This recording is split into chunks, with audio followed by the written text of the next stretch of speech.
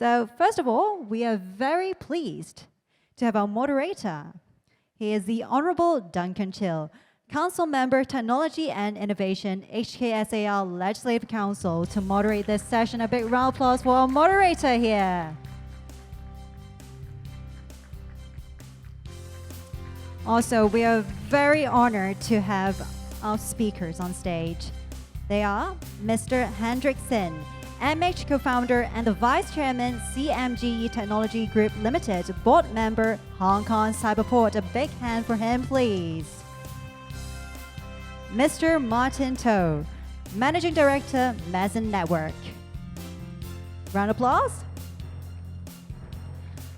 Professor Yaodong Yang, Chief Scientist, Powerpod. Welcome. Mr. Leo Lin, founder of Arkreen. Once again, a round of applause for our speakers on stage.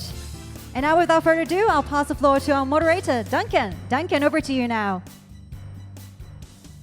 Thank you. Please have a seat.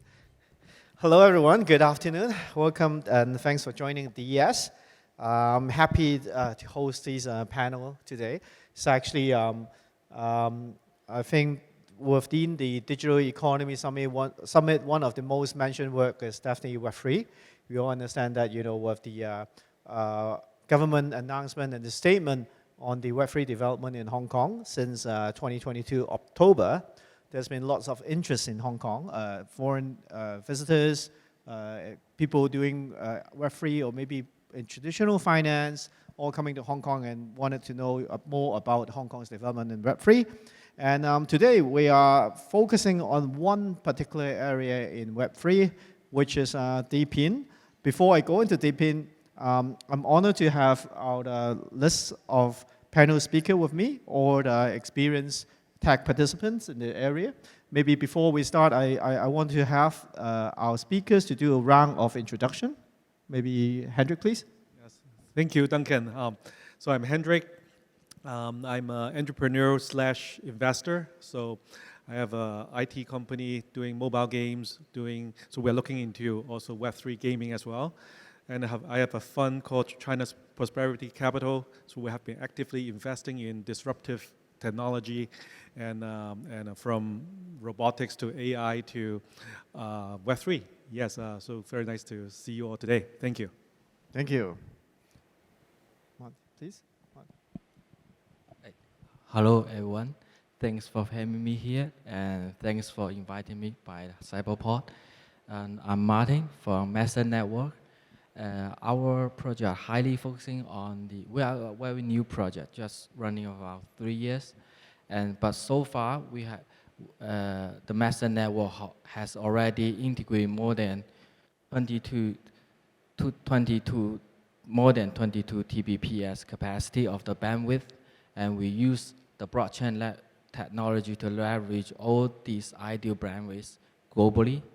And this capacity has already more than 1/7 of Arkreen technology. And we just use almost 7 or 8 months. And thanks, everyone. Yeah. Thank you. Professor Yang, please. Thanks, Duncan. Good afternoon. It's my honor to sit here to present our project. My name is Yaodong, and I have been working in the college, university for several years. And from last year, I work with my friends to start this project. We call it the Powerpod. The idea for the Powerpod is try to use a Web3 way to solve the transportation problem, because once people choose the EV as their daily use the car, we'll face the problem that there is not enough energy supplier.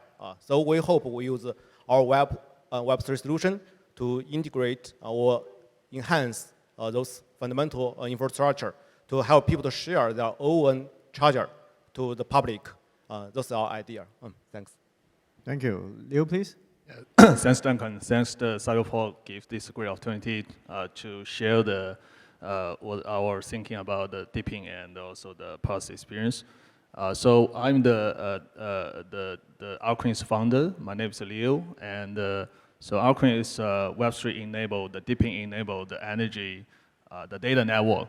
So we using the community to connect the renewable energy resources like the rooftop solar panel, the storage battery, and aggregate those energy data to the blockchain and monetizing those data. And the first use case we are trying to promote is the monetizing the energy generation data to the REC, the renewable energy certificate. It's kind of can be used by the company or even the individual for the voluntary climate action to offset the brown energy as a carbon emission. And at the same time, we are also very active the promote and build the DePIN ecosystem in Asia, starting from the Hong Kong. So years ago in the Web3 festival, the Arkreen and also the Hashkey plus the other 20 the DePIN ecosystem partner, we joined and launched the DePIN Hong Kong initiative. Regarding the Hong Kong's special, the friendly Web3 policy and the strategic geography, the advantage close to the Great Bay Area, the central of the world factory, to promote and build the DePIN ecosystem in Asia. Yeah. Thank you, Leo. So, I mean, back to our topic today. I think maybe not everyone's really tech savvy. And I think when we talk about Web3, what comes along with Hong Kong is definitely the legislation process on coming out with the regimes, let's say, for the exchange platform, which last year we have announced the licensing regime for the exchange, virtual asset exchange in Hong Kong.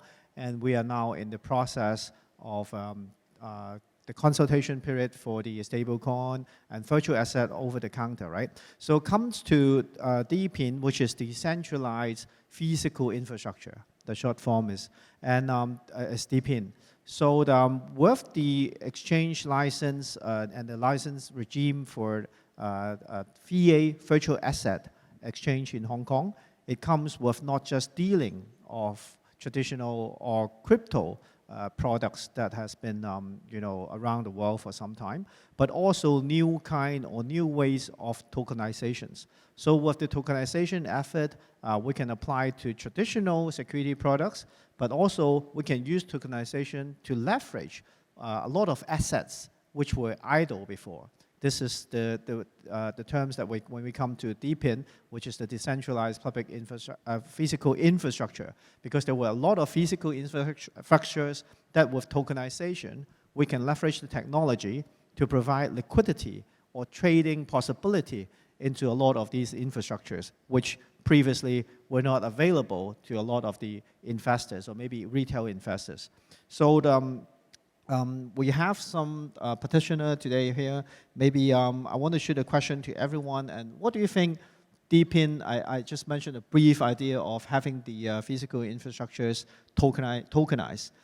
What are the benefits of having DePIN, and what is the importance of Hong Kong doing DePIN here? Maybe we go for a round on these, or we're starting with Hendrick. Yes, I think for DePIN, there are a lot of advantages. To name two is, I think it breaks through sort of the price setting abilities for the big players, right? So the price setting is now decentralized. It can benefit SME, right?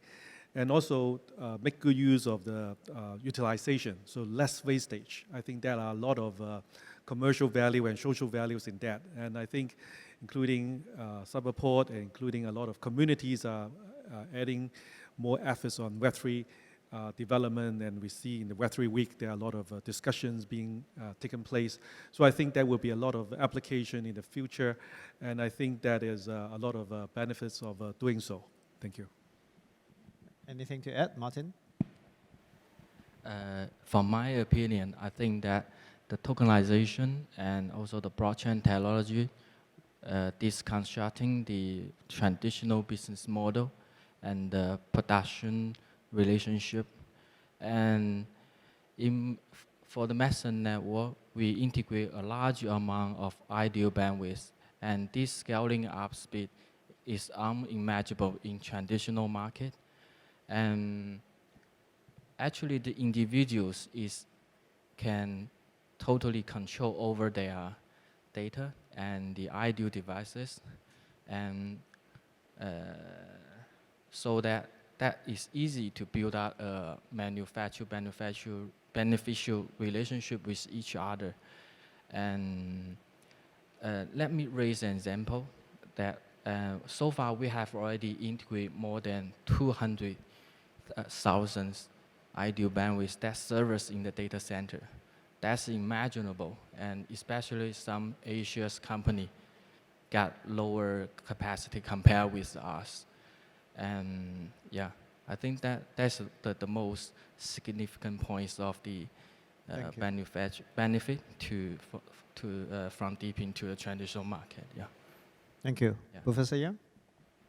Yeah, just like I agree with Duncan mentioned that one beautiful sense for the DePIN is like bring the tokenization to the real property. I think another important keyword for the DePIN is the decentralization. With those two main functions, one is tokenization, one is decentralization, we can create some new business which is not imaginable in traditional way.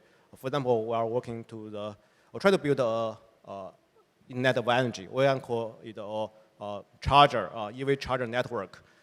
Usually, this kind of business can only be done by like a central government because it costs a lot at the beginning, right? But with like a decentralized way, we can dramatically lower the entry barrier. You can say if you just purchase a home-owned charger, which just costs you maybe 2,000 Chinese yuan, yeah, which is acceptable by each family. If we just use one simple way, can encourage people to share their own charger to public or lower the barrier, right? This, what I mentioned, is decentralized and it will decrease the entry barrier. And with tokenization, those property can be traded, can be transferred from one owner to another one. So increase the liquidity, and so this will decrease the risk to hold such property, right?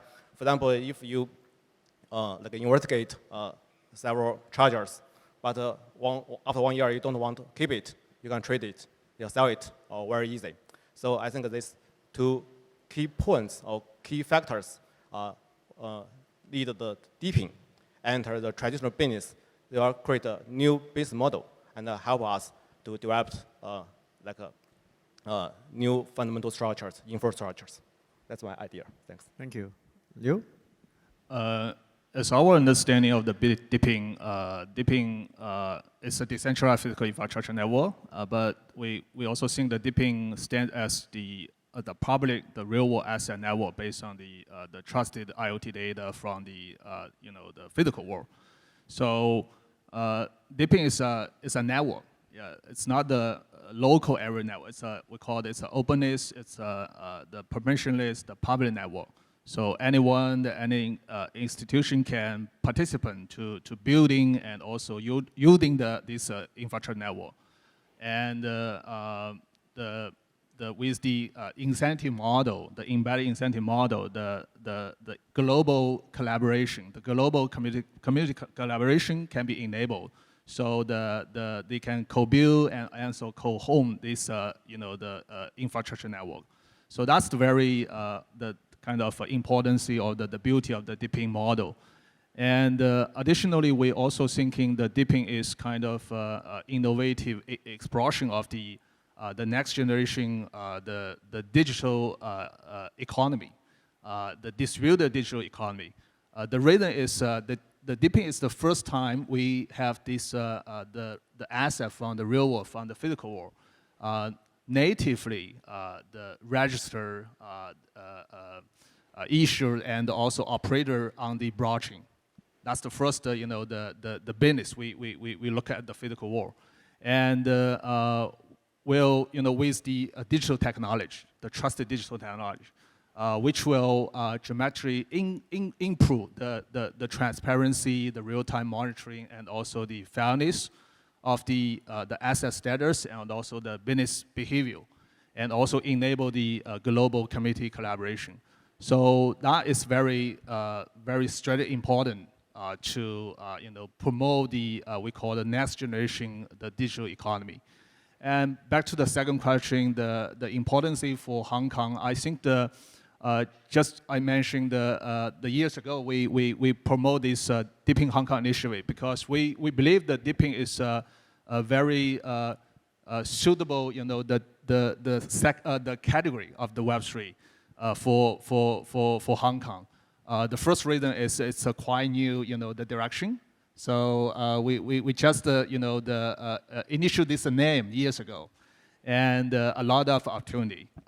Secondly, the DePIN is deeply involved with the physical world, the real world use case, and also do a lot of contribution to the industry because DePIN shipping a lot of the hardware, so can have the traditional manufacturer to ship the hardware to worldwide.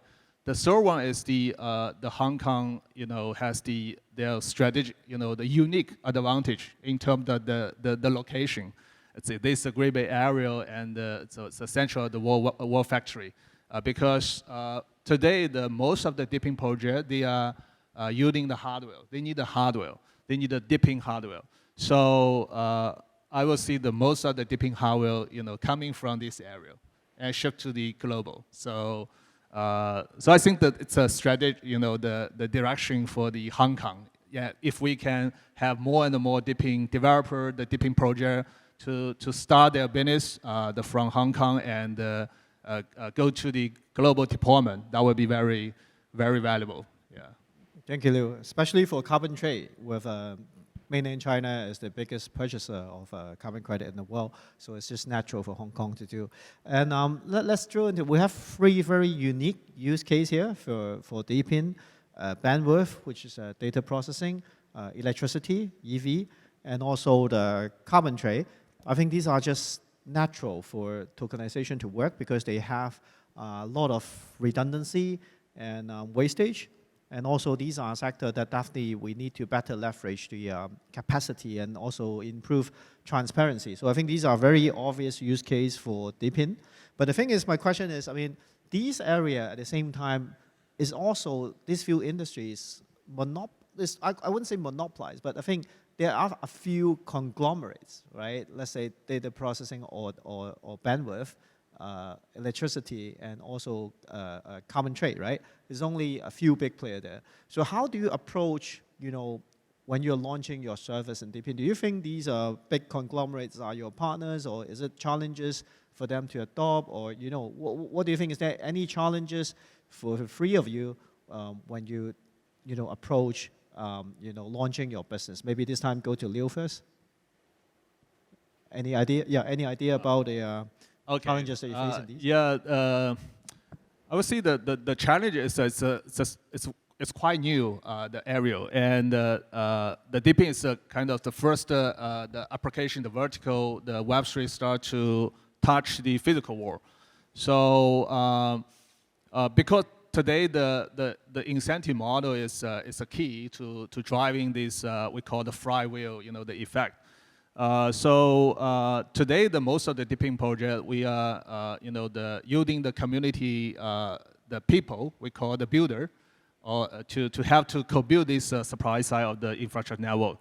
But if we want to approach more people, especially those not the Web3 native people, so it's a take the time. It's a take time, and especially if you want to looking for some partnership with the enterprise customer or the corporator, so that will be more challenge because you need to explain the model of the DePIN and the model of the Web3, and also talking about this incentive model. It's take the time, but we are feeling, especially the past weeks, the Web3 festival, we met some, the company, those enterprise customer, the running the business already in those traditional DePIN area.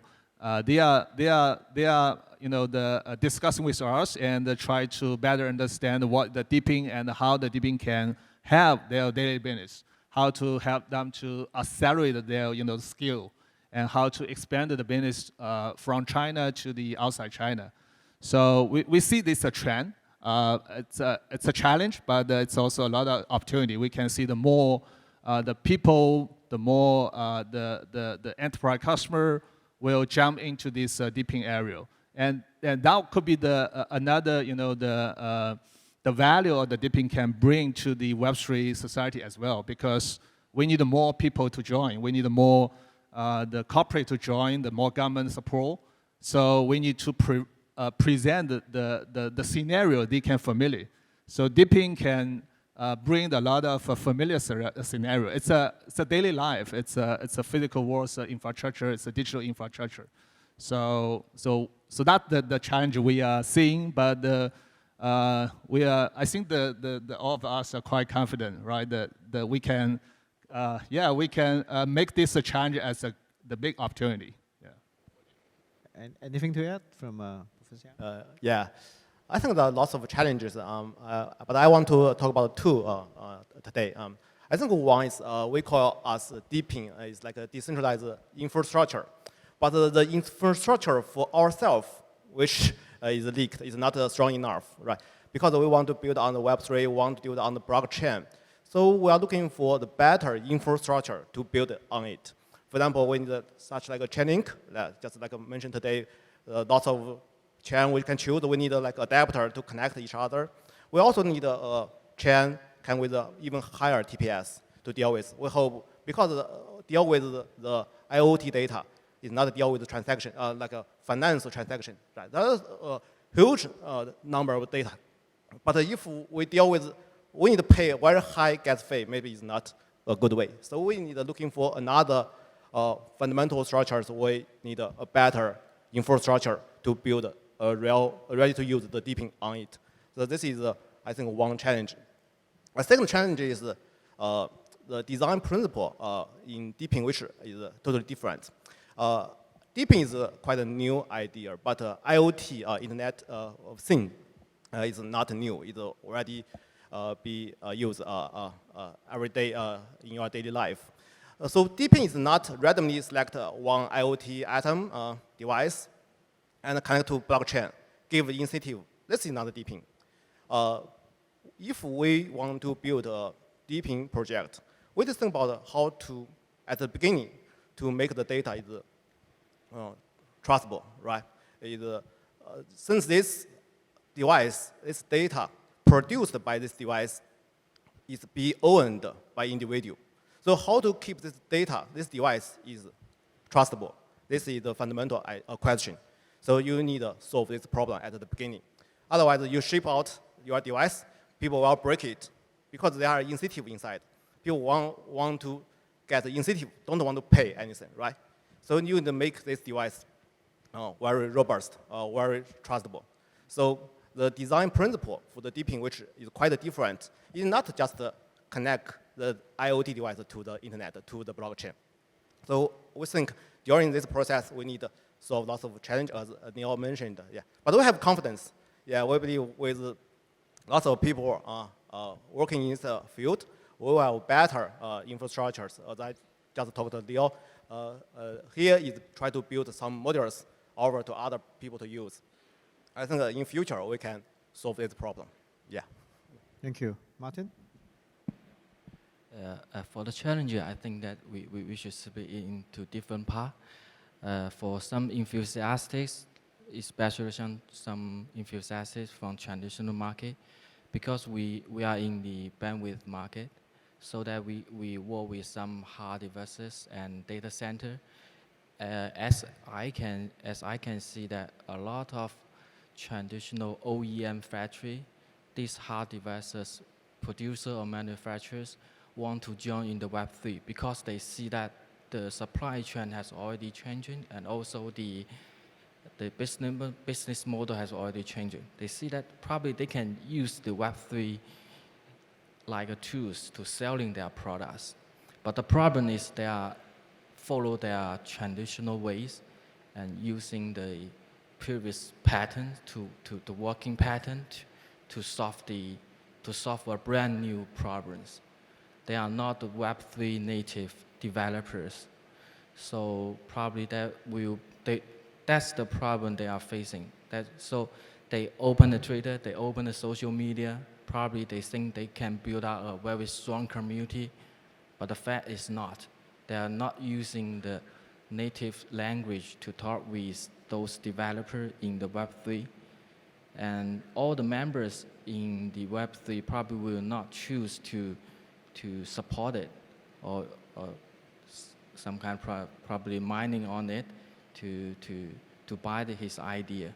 Yeah, I think that's the first.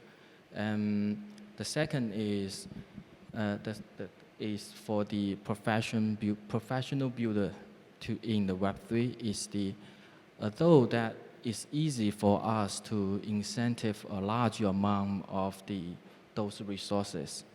And as I say that before, so far we got more than 200,000 of nodes in the data center. That is a large amount of the capacity. But the problem is like some DePIN project in US, like the Helium, like the Demo, and some others, they got a lot of resources, but they are not that good at management, and they are not how to generate the profit from that. And those fields for the Web3 managers or the company is very good at that. But for the for the Web2, but for the Web3 native, they didn't know how to fully utilize this kind of resources. Yeah, that's the challenge of the different part of people who want to join the Web3, yeah, in the DePIN industry. Yeah, that's my insight. Yeah, thanks. Thank you. So these are all big use cases you guys are working on. So definitely challenges ahead, but that's the big bonus if you can solve it. So come back to Hendrick. Hendrick, apart from being a successful entrepreneur, getting his game company listed in Hong Kong Stock Exchange, he's also a very seasoned investor, running funds in RMB in mainland and USD in Hong Kong, right? So, okay, we've been talking about DePIN use cases from an investor perspective. What is the investment opportunities that you think in this industry? Yeah, thank you, Duncan. I think we are very much interested in next generation technology. I exchange ideas with Duncan all the time. So in the older days, right, when I first do investment some 15 years ago, we look at mobile internet, right? And that's why finding some investment in mobile gaming, and that's how we started business. And subsequently, we go to EV a few years ago. We invest in NEO, Series A, and then we invest in a lot of battery companies. So we are looking for this kind of disruptive technology. And later on, DD, so it's like share economy and AI, and now DePIN. I think I think we all see the they use tokens as incentives to share resources, right? As well as to increase utilization. So in a lot of areas that a lot of money is being poured into, for example, normally the cloud services is very widely used in ICT, right? Cloud is very expensive in some sense because according to Gartner's, it is for this year is $720 billion for cloud services globally, not just this part of the world. Globally is very expensive, and as you know, there are some wastage, there are some low utilization. So I see a lot of investment being poured into the storage and computing area, especially data storage, and if using DePIN technology, I think that can minimize the cost. For example, for Amazon, we estimate it could be even less 90%. For Google Drive, it could be 50%. So there's a lot of saving, and because users can now choose to have more choices and more flexibility, and I think that's why a lot of investment is going into that area, and we are seeing some cases that the valuation has come to a unicorn level and super unicorn level. But I think on all these projects, we need to look into more the, especially DePIN project, the technology backbone behind, and also I guess the prospect of that technology, and in particular also the risks associated with that, and in that ecosystem. So more, I think all above that is people. I think how you find the tokenization and all the economics being reasonable. So a lot of pieces to put together in order to find a good investment story. And I think we are very much interested in looking at that. And we spend quite some time because I think this is disruptive and this is a very interesting time to look at DePIN. And I think we can have a lot of discussions on this topic. Yeah, and I think is very hot at the moment. Yeah, absolutely attract a lot of attention in the DePIN area. So hopefully there will be more products that will be in Hong Kong and listed on the VA exchanges in Hong Kong. So I have, the time is running out, so maybe I just have time for one quick question, see who want to pick it up. So in terms of the, regulation side, apart from me from the Legislation Council here, we also have a Kaman Khan from the LegCo member here as well. So in terms of, we are formalizing all these with the exchange and, tokenizations and, what can be done, what to be traded, vetting mechanism in Hong Kong. Anyone want to pick up suggestions on, what else, in terms of regulation side or legislation side that can facilitate the, DePIN development in Hong Kong? Anyone? I think the DePIN is it's a good the Web3 application to open this channel, the communication channel with the government agency, the regulator, and also those big the corporate institution, because it's a familiar scenario, the energy, mobility, those physical digital infrastructure. So I think if because today we are looking at the DePIN the track. In the past 2 years, it's most of DePIN project driven by the developer. It's a small team, the 3 or 5 people, and the small startup. But since the beginning of this year, the DePIN became the important narrative of this cycle. So the more the people will join, and we also see some change. From the individual developer, the small startup, to some company. Some, the company, they are quite good on this vertical. They would like to, using the DePIN model to accelerate their, the skill. And so I think it's a time this year. If the government agency can also be involved some the standard, because the DePIN is an open platform. So if we can define the standard, the protocol with the government agency together, because in the past the most of the Web3 is the crypto, so it's only the Hong Kong may define some standard. But if we have the energy, the scenario, the energy government agency can be involved. If we are talking about the vehicle, the mobility, the government agency can be involved. So the DePIN can create more, the space, the opportunity for government agency and also the regulator to define some, the policy, and also define some, the standard to make this, the ecosystem more healthy, operating. Yeah. So and we can also get some support from the big corporate to create some sponsorship on the scenario. For example, I remember half years ago, the Cyberport mentioned maybe the future Cyberport could be the testbed for the DePIN, the project. So we can do some trial in the Cyberport's, using this facility. So that is a good value for the DePIN project as well. Thank you, Leo. So if nothing else to add, we run out of time. So thank you for all panels, and thank you everyone for joining us. Thank you. Thank you. Let's put our hands together for our speakers on stage. And would our speakers please remain on stage and take a group photo together? Shall we move a little bit closer together, and let's look at our camera in the front. All right, a big smile towards the center. 1, 2, 3. And let's do a thumbs up for the next photo.